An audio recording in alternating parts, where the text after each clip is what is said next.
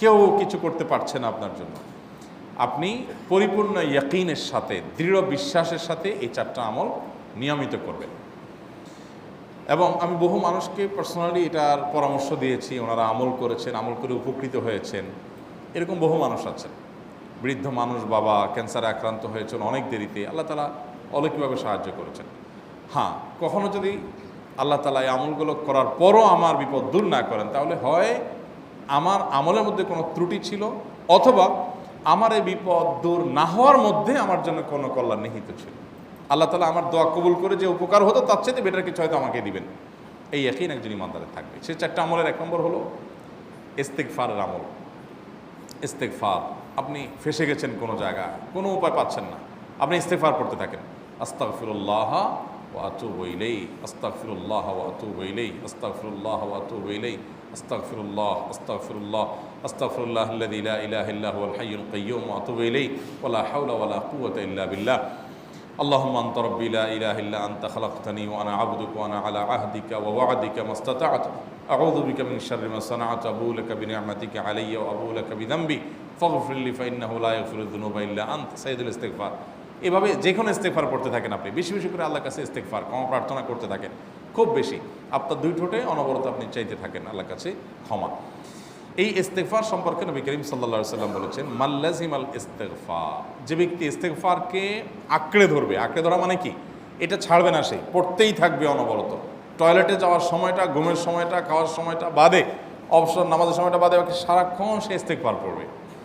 এরকম যদি কেউ করে, আল্লাহ রাব্বুল আলামিন জাআলাল্লাহু লাহু মিন কুল্লি হাম্মিন ফারাজা ওয়া মিন কুল্লি যায়কিন মাখরাজা, সকল পেরেশানি থেকে, সকল টেনশন থেকে বের হওয়ার পথ আল্লাহ তাআলা অলৌকিকভাবে তার জন্য আবিষ্কার করে দিবেন। এবং আমি আমার জীবনে যেটা বলেছিলাম, বিস্তারিত বলতে চাই না, এরকম পরিস্থিতি আসছে যে চোখের সামনে কোনো আপাতত রক্ষার কোনো পথ আর খোলা নেই, এমন ভয়াবহ বিপদ।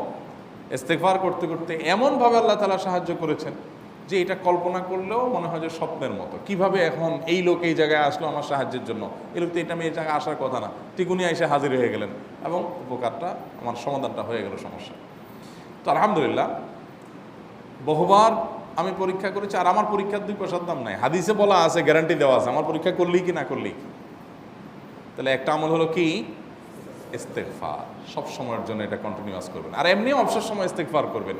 আরবদের মধ্যে সৌন্দর্য আছে, তারা বিভিন্ন ডাক্তারের ওয়েটিং রুমে বা বিভিন্ন জায়গায় মানুষ যেখানে অপেক্ষা করে পাবলিক প্লেসগুলোতে লিখে রাখে ইস্তেগফার করুন, আপনার হাইওয়েগুলোর পাশে লেখা থাকে ইস্তেগফার করুন, এবং তারা আসলেও একটু পরপর দেখা যায় ইস্তেগফার করে। ভালো মন্দ গুণ সবার মধ্যে আছে, তাদের এই ভালো গুণটা আছে, ইস্তেগফার বেশি বেশি করা। আমরা ইস্তেগফার সচরাচর এইভাবে অনবরত অবসর সময় করার অভ্যাস অনেকের মধ্যেই নাই। আমরা এটা চালু করবো ইনশাআল্লাহ। বিশেষ করে যখন কোনো সমস্যা হবে, তখন ইস্তেগফার চলতে থাকবে মুখে অনবরত। ধীরে ধীরে মহব্বতের সাথে নিজেকে, নিজের পাপ অপরাধগুলোর কথা স্মরণ করে আল্লাহর কাছে মাফ চাইতে থাকবো, পেরেশানি দূর হবে ইনশাআল্লাহ। 1 নাম্বার 2, দুরুদ। নবী করিম সাল্লাল্লাহু আলাইহি সাল্লামের প্রতি দুরুদ পাঠ করা, এটা যদি আপনি নিয়মিত করতে থাকেন মহব্বতের সাথে, আল্লাহুম্মা সাল্লি আলা মুহাম্মদ ওয়া আলা আলি মুহাম্মদ কামা সাল্লাইতা আলা ইব্রাহিম ওয়া আলা আলি ইব্রাহিম ইন্নাকা হামিদুম মাজিদ, আল্লাহুম্মা বারিক আলা মুহাম্মদ ওয়া আলা আলি মুহাম্মদ কামা বারাকতা আলা ইব্রাহিম ওয়া আলা আলি ইব্রাহিম ইন্নাকা হামিদুম মাজিদ। আপনি একবার ছোট দুরূদ যদি পড়েন, সাল্লাল্লাহু আলাইহি ওয়াসাল্লাম, সাল্লাল্লাহু আলাইহি ওয়াসাল্লাম, আল্লাহুম্মা সাল্লি আলা মুহাম্মদ ওয়া আলা আলি মুহাম্মদ, শুধু এইটুকু পড়েন। জাযাল্লাহু আন্না মুহাম্মাদাম মা হুয়া আহলু, শুধু এইটুকু পড়েন। আপনি এভাবে যেই কোনো দুরূদ নবী করিম সাল্লাল্লাহু আলাইহি ওয়াসাল্লামের প্রতি যদি পড়েন এবং পড়তে থাকেন অনবরত, ইস্তেগফারের পাশাপাশি দুরূদের ক্ষেত্রে নবী করিম সাল্লাল্লাহু আলাইহি ওয়াসাল্লাম বলেছেন যে এইটা তোমার জন্য যথেষ্ট হয়ে যাবে। তুমি যদি আল্লাহর কাছে আর কোনো দোয়া করতে না পারো, শুধু দুরূদটা পড়ো, তোমার সব পেয়ে যাবে, কিচ্ছু লাগবে না। এক সাহাবী বলছেন, রাসূলুল্লাহ, আমার দোয়ার মধ্যে দুরূদ কত পার্সেন্ট রাখবো? আমি তো আমার অনেক কিছু আল্লাহর কাছে চাইবো, দুরূদ মানে তো নবীজির জন্য দোয়া, মানে আমার জন্য তো আমি দোয়া করবো, আপনার জন্য দোয়া কত পার্সেন্ট করবো? 1/3, 1/4, তারপরে হাফ, এবার বিভিন্ন পার্সেন্টেজ বলছিলেন তিনি। নবী করিম সাল্লাল্লাহু আলাইহি ওয়াসাল্লাম বলেছেন যে হ্যাঁ, এর বেশি করতে পারলে আরও ভালো, আরও ভালো। তো ভদ্রলোক এর বেশি, ওই সাহাবী রাদিয়াল্লাহু তাআলা আনহু, তিনি এর বেশি বাড়াতে একটা পর্যায়ে বলছেন যে আমি সব দোয়া আপনার জন্য করি। নবী করিম সাল্লাল্লাহু আলাইহি ওয়াসাল্লাম বলেছেন তাহলে তোমার আর কোনো দোয়াই করতে হবে না, এর মধ্যে সব দোয়া চলে আসবে। কারণ আপনি যদি বলেন আল্লাহ আপনার নবীর প্রতি আপনি রহমত নাজিল করেন, আপনার নবীর প্রতি আপনি শান্তি নাজিল করেন, আপনি যেটা দোয়া করেন, তো আল্লাহকে আল্লাহর নবীর প্রতি আপনি রহমত নাজিল করতে বললে আল্লাহ তাআলা আপনার প্রতি রহমত নাজিল করবেন কি করবেন না? আপনি কাউকে খুশি করতে চান, কার কাছ থেকে কিছু আদায় করতে চান, তার ছেলেটারে যদি হাদিয়া তোহফা দেন, আদর যত্ন করেন, তো বাই ডিফল্ট অটোমেটিকলি ওই লোকের সিম্পেথি আপনার দিকে আসবে কি আসবে না? চোখ বন্ধ করে আসবে। তো আল্লাহর নবীর জন্য যখন আপনি দোয়া করবেন তখন আল্লাহ তাআলা আপনার মধ্যে রহমত নাজিল করবেনই, এটা নবী সাল্লাল্লাহু আলাইহি ওয়াসাল্লামের ওয়াদা।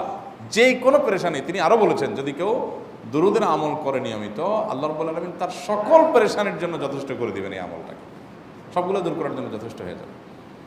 এই দুরূদের আমলটা আমি দেখেছি সুবহানাল্লাহ গুলির মতো কাজ করে। আজকের ঘটনা, এক ভদ্রলোক সকালে একটা টেলিভিশন চ্যানেলে, বেসরকারি চ্যানেলে প্রোগ্রাম শেষ করে নামছিলাম লিফটে, তো উপস্থাপক উনি বলছিলেন যে ভাই মানে দুরূদের আমল পড়ে আমি কিছুদিন আগে একটা ইয়াতে মানে এমন একটা অবস্থা যে এইটা থেকে বের হওয়ার কোনো পথ আর নাই, শুরু করলাম দুরূদ অনবরত, এরপরে আল্লাহ তাআলা আমাকে এমনভাবে উদ্ধার করলেন আমি কল্পনাও করতে পারিনি। আলহামদুলিল্লাহ এই আমলগুলো করে অনেক ভাইরা আমাকে অভিজ্ঞতা জানাইছেন যে আলহামদুলিল্লাহ তাদের অভিজ্ঞতা অলৌকিক। হ্যাঁ, ওই যে বললাম কখনো যদি আল্লাহ তাআলা আপনার দোয়া কবুল না করেন তাহলে হয় আমার ত্রুটি আছে, আর না হলে আমার জন্য আল্লাহ তাআলা এর চেয়ে বেটার কিছু রেখেছেন, আমি সেই ইয়াকিন রাখবো ইনশাআল্লাহ বিইذنিল্লাহ। আর এই দোয়াতে সমাধান হবেই হবে, সে বিশ্বাস থাকতে হবে। নবী করিম সাল্লাল্লাহু আলাইহি ওয়াসাল্লাম বলেছেন, হাদিসে কুদসিতে আল্লাহ বলেছেন আনা ইনদাযান্নি আবদি বি, বান্দা আমার প্রতি যেমন ধারণা করে আমি তেমন আচরণ করি। আপনি যদি চিন্তা করেন করে দেখি হয় কি না, দেখি ট্রাই করি, তাহলে ওই আল্লাহ তাআলা বলবেন ঠিক আছে দেখতে থাক। আপনি যদি ইয়াকিন করেন যে না নবী করিম সাল্লাল্লাহু আলাইহি ওয়াসাল্লাম যে বলেছেন অতএব সেটা হবেই, আর আল্লাহ রাব্বুল আলামিনের কাছে আমি ওইভাবেই চাবো যে আল্লাহ দিবেনই, আমি নিয়েই ছাড়বো, ইনশাআল্লাহ গুলি মিস হতে পারে, আপনার দোয়া মিস হবে না।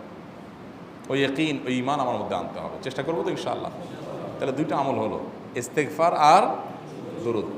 3 নম্বর আরেকটা আমল হলো দোয়া ইউনুস। দোয়া ইউনুস, লা ইলাহা ইল্লা আন্ত সুবহানাক ইন্নী কুনতু মিনাজ জালিমিন। বেশি বেশি পড়তে থাকবেন, যখন বিপদে পড়বেন ইস্তেগফার আর দুরূদ পড়বেন সবচেয়ে বেশি, আর মাঝে মধ্যে দোয়া ইউনুস, লা ইলাহা ইল্লা আন্ত সুবহানাকা ইন্নী কুনতু মিনাজ জালিমিন। আল্লাহ সুবহানাহু ওয়া তাআলা কোরআনে কারিমে এই দোয়ার পরে বলেছেন ওয়াকাযালিকা নুনজিল মুমিনিন।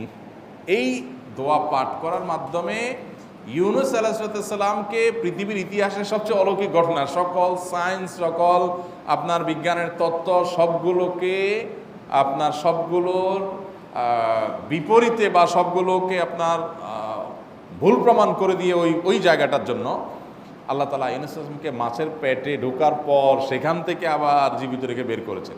অক্সিজেন অভাবে তো সেখানে এমনি মারা যাওয়ার কথা, আরও নানা কারণে মারা যাওয়ার কথা, তাই না? কিন্তু আল্লাহ তাআলা তাকে রক্ষা করেছেন, কারণ উনি ওই বিপদে পড়ার পর থেকে এইটা পড়তেছিলেন, লা ইলাহা ইল্লা আনতা সুবহানাকা ইন্নী কুনতু মিনাজ জালিমিন। তো আল্লাহ তাআলা কোরআনে বলেছেন এটা ইউনুস, তার নবী ইউনুস আলাইহিস সালামকে আল্লাহ তাআলা এর মাধ্যমে রক্ষা করেছেন, সেটা তার জন্য খাস না, এটা তার জন্য স্পেশাল না, বরং আল্লাহ বলেছেন ওয়াকাযালিকা নুনজিল মুমিনিন, এটা দিয়ে আমি তাকে রক্ষা করেছি, একইভাবে ঈমানদারদেরকেও এইটার মাধ্যমে রক্ষা করব। এটা বড় অস্ত্র পেয়ে গেলাম। দোয়া ইউনুস বেশি বেশি পড়বো ইনশাআল্লাহ, লা ইলাহা ইল্লা আনতা সুবহানাকা ইন্নী। আমার দেশে আবার দেখা যায় বিপদ হয়ে গেলে তখন হুজুর ভাড়া করে যে ভাই আপনারা সবাই মিলে এটা 1 লাখ বার পড়ে দেন, 1.25 লাখ বার পড়ে দেন, টাকা দিমো আপনারা পড়ে দেন। আপনারটা আপনি পড়বেন ভাই, হুজুরদের কাছে দোয়া চান সমস্যা নাই, আর হুজুরদেরকে খাটায়া টাকা দিবেন কেন, এমনি টাকা দিবেন না দিয়া। আর এই দোয়া নিজে নিজে করতে থাকবেন। ইউনুস আলাইহিস সালাম ওই সময় কি লোক ঠিক করছিলেন যে ভাই আপনারা সবাই দোয়া ইউনুস পড়েন, আমি গেলাম, আমি মাছের পেটে গেলাম, আপনারা বসেন সবাই দোয়া ইউনুস পড়া দেবেন, করছেন উনি? ওনারটা উনি করছেন, তো আপনারটা আপনি শুরু করবেন দোয়া ইউনুস না। 4 নম্বর আমল হলো ইয়া যাল জালালি ওয়াল ইকরাম, এটা বিশেষ করে পাঠ করবেন। নবী করিম সাল্লাল্লাহু আলাইহি ওয়াসাল্লাম বলেছেন আলিজু বিয়া যাল জালালি ওয়াল ইকরাম, ইয়া যাল জালালি ওয়াল ইকরাম এইটাকে তোমরা আঁকড়ে ধরবে। ইয়া যাল জালালি ওয়াল ইকরামের মানে কি? এটা আল্লাহকে ডাকা, আর কিছু না। এবং হাদিসে বর্ণিত দোয়া, এটা মাসনুন দোয়া।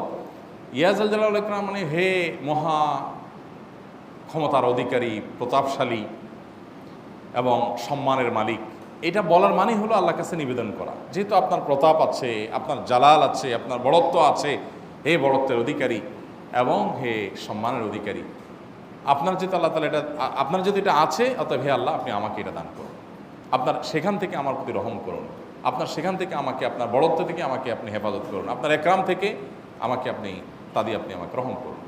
তো সেই দোয়া আল্লাহ তাআলার কাছে নিবেদন করতে পারি, ইয়াদাল জালালি ওয়াল ইকরাম। এর পাশাপাশি তাহাজ্জুদের নামাজ এবং যে কোনো নফল নামাজ। কারণ নবী সাল্লাল্লাহু আলাইহি সাল্লাম ইজা হাজাবাহু আমরুন সাল্লা, নবীজি সাল্লাল্লাহু আলাইহি সাল্লামের কোনো পেরেশানি শুরু হলে আগে ওযু করে 2 রাকাত নামাজ পড়তেন, ওযু করে 2 রাকাত নামাজ পড়তেন। আমাদের যখন পেটে ব্যথা শুরু হয় আগে কার কথা মনে পড়ে? ডাক্তারের কথা মনে পড়ে। যখন গায়ে জ্বর আসে সবার আগে মনে পড়ে কিসের কথা? নাপা, নাপা, ঠিক না? জ্বর আসছে গায়ে, সবার আগে আমরা কি চিন্তা করি? নাপা। নাপা আপনি চিন্তা করেন, খান, নিষেধ না তো, ওষুধ গ্রহণ করা সুন্নত। নবী সাল্লাল্লাহু আলাইহি সাল্লাম নির্দেশ করেছেন ওষুধ সেবন করতে, আপনি করেন, ভালো কথা। কিন্তু ইমানদার সব কিছুর আগে ব্যথা আসছে, তাহলে ব্যথার জন্য একটা ওষুধ দোয়া শিখেছেন, দোয়াটা আগে করবে, পাশাপাশি ওইটা করবে। এলো ইমানদারের কাজ। আমরা আজকাল ইমান থেকে অনেক দূরে সরে গেছি। আল্লাহ আমাদের সেই ইয়াকিন দান করুন।